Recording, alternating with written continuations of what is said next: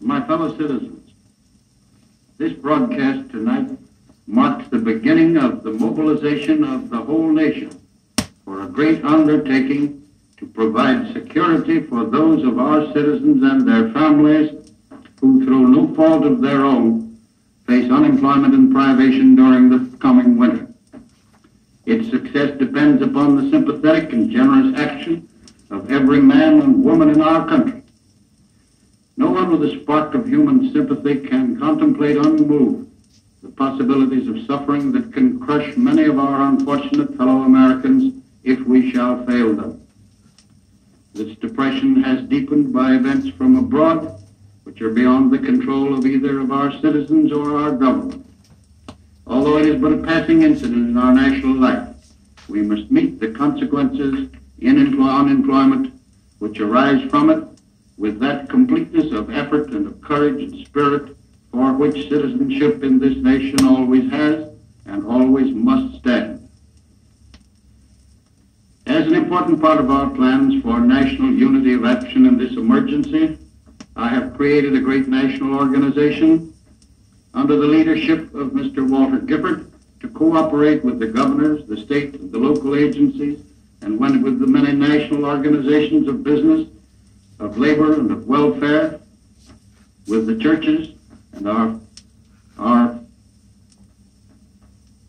fraternal and patriotic societies, so that the countless streams of human helpfulness which have been the mainstay of our country in all emergencies may be directed wisely and effectively.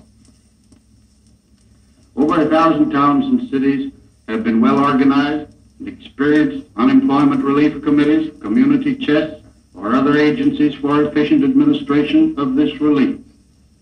With this occasion begins the nationwide movement to aid each of these volunteer organizations in securing the funds to meet their task over the forthcoming winter. This organized effort is our opportunity to express our sympathy, to lighten the burdens of the heavy laden, and to cast sunshine into the habitation of despair. The amounts sought by the committee in your town or city are in part to provide work, for it is through work that we wish to give help in keeping with the dignity of American manhood and womanhood. But much of their funds are necessary to provide direct relief to those families where circumstances and ill fortune can only be met by direct assistance. Included in many community appeals are the sums necessary to the vital measures of health and character building, the maintenance of which are never more necessary than in these times. The federal government is taking its part in the aid to unemployment through the advancement and enlargement of public works in all parts of the nation. Through these works, it is today providing a livelihood for near 700,000 families. All immigration has been stopped in order that our burden should not be increased by unemployed immigrants from abroad. Measures have been adopted which will assure normal credits and thus stimulate employment in industry and commerce and in agriculture. The employers in national industries have spread work amongst their employees so that the maximum number may participate in the wages which are available. Our states, our counties, our municipalities, through the expansion of their public works and through tax-supported relief activities, are doing their full part. Yet beyond all this, there is a margin of relief which must be provided by voluntary action. Through these agencies, Americans must meet the demands of national conscience that there be no hunger or cold amongst our people.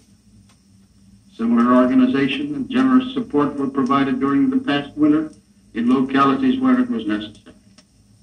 Under the leadership of Colonel Wood, we succeeded in the task of that time. We demonstrated that it could be done. In many localities, our need will be greater this winter than a year ago. While many are affected by the depression, the number who are threatened with privation is but a minor percentage of our whole people. The task is not beyond the ability of these thousands of community organizations to solve.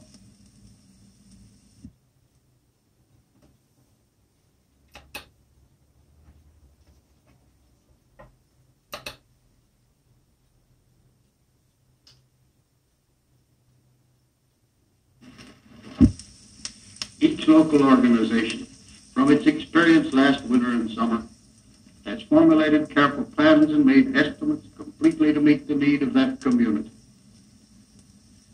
I am confident that the generosity of each community will fully support these estimates. The sum of these community efforts will meet the needs of the nation as a whole. To solve this problem in this way accords with the fundamental sense of responsibility, neighbor to neighbor, community to community, upon which our nation is founded. The possible misery of helpless people gives me more concern than any other trouble that this depression has brought upon us.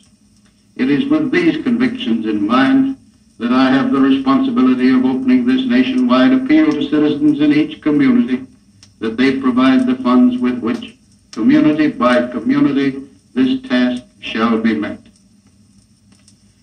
The maintenance of a spirit of mutual self-help through voluntary giving, through the responsibility of local government, is of infinite importance to the future of America. Everyone who aids to the full extent of his ability is giving support to the very foundations of our democracy. Everyone who from a sympathetic heart gives to these services is giving hope and courage to some deserving family. Everyone who aids in this service will have lightened a beacon of help on a stormy coast of human adversity. The success and the character of nations are to be judged by the ideals and the spirit of a people.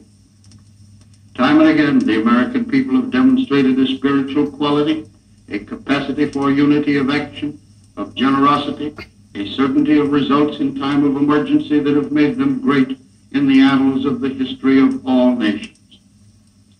This is a time, and this is an occasion, when we must arouse the idealism, the spirit, the determination, the unity of action, from which there can be no failure in this primary obligation of every man to his neighbor, and of a nation to its citizens, that none who deserve shall suffer.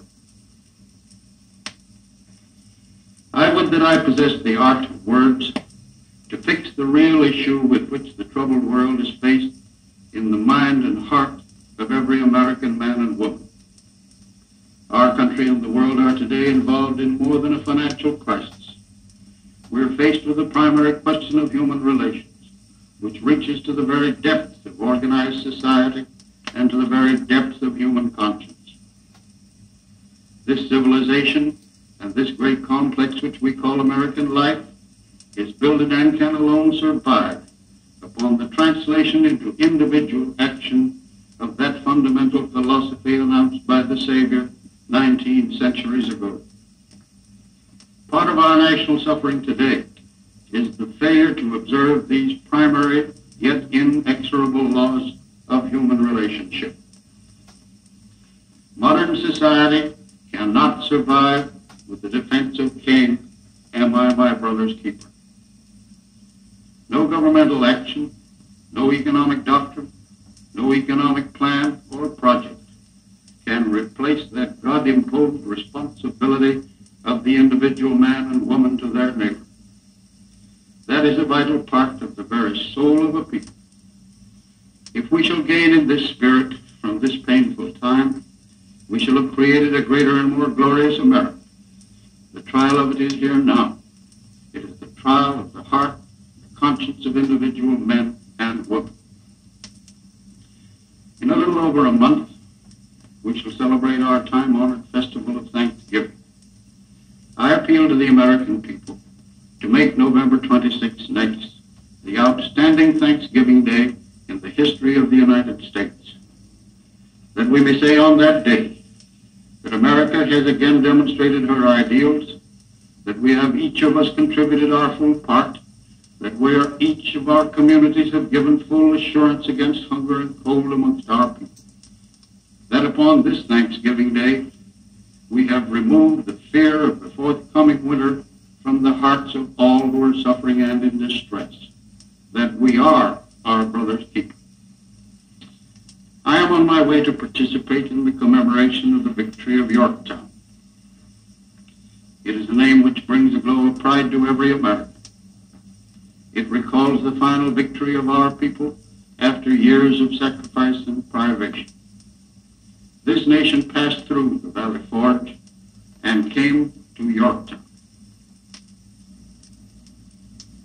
This recording was made by courtesy of the RCA Victor Company, Incorporated, Camden, New Jersey.